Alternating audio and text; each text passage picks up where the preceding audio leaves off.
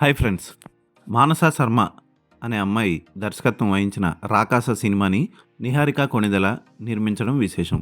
ఇద్దరు ఆడాళ్ళు కలిసి ఎలాంటి సినిమా తీశారో ఇప్పుడు చూద్దాం. ఈ సినిమా కథ వీరబాబు చుట్టూ తిరుగుతూ ఉంటుంది.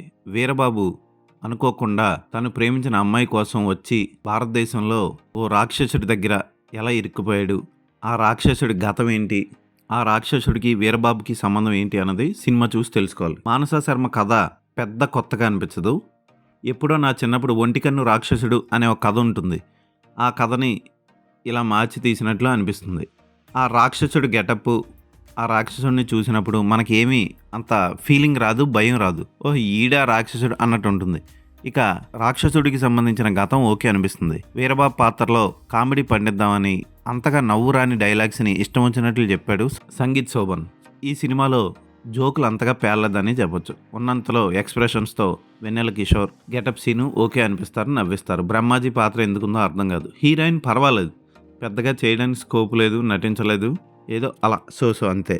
ఇది చాలా భయంకరమైన సినిమా కూడా కాదు, అలాగని అద్భుతంగా నవ్వించే సినిమా కాదు. అటు ఇటు కాకుండా పర్వాలేదు, టైం పాస్కి ఈ సినిమాని ఒకసారి చూడొచ్చు. కంటెంట్లో ఏ సినిమా అయినా, ముఖ్యంగా చిన్న సినిమా, ఖచ్చితంగా ఎమోషనల్గా ప్రేక్షకుల్ని కనెక్ట్ అవ్వాలి.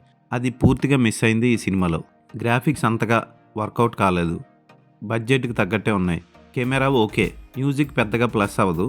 అలాగని బ్యాక్గ్రౌండ్ స్కోర్ కూడా సూపర్ అంటే బ్యాక్గ్రౌండ్ స్కోర్ జస్ట్ ఓకే. ఈ సినిమా అటు కామెడీ కాదు, హర్రర్ కాదు. ఈ సినిమాని చూసినప్పుడు మనకి పాత హర్రర్ జానర్లో వచ్చిన కామెడీ సినిమాలు గుర్తొస్తాయి. అవేంటో మీకు చెప్పక్కర్లేదు, మీకే తెలిసిపోతుంది. అయినా పర్వాలేదు, ఒకసారి చూడాలి అనుకుంటే ఈ సినిమాని ఖచ్చితంగా ఒకసారి చూడొచ్చు. అంతగా కొత్తదనం అయితే లేదు ఈ సినిమాలో. ఈ సినిమాకి నేను ఇచ్చే రేటింగ్ 2.5/5.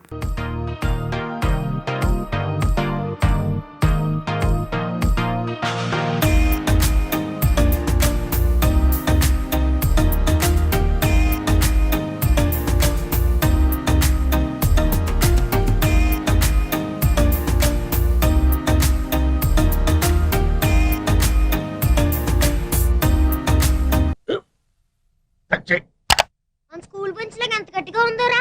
కొట్రా, కొట్టు, పర్లేదు, కొట్టు. అబ్బా చేయి నొప్పి పెట్టేసింది బాబాయ్. ఆ, నీకు నొప్పి ఏంటి నువ్వు కొడతావా? కమాన్ బిట్ మీ యార్. వద్దు బాబాయ్. వాణ్ణి నేను కొట్టడం లేదమ్మా, వాణ్ణే నన్ను కొట్టమంటున్నాను. ఆ, నువ్వేం కంగారు పడక్కర్లేదు. అడుగుతావేంటి?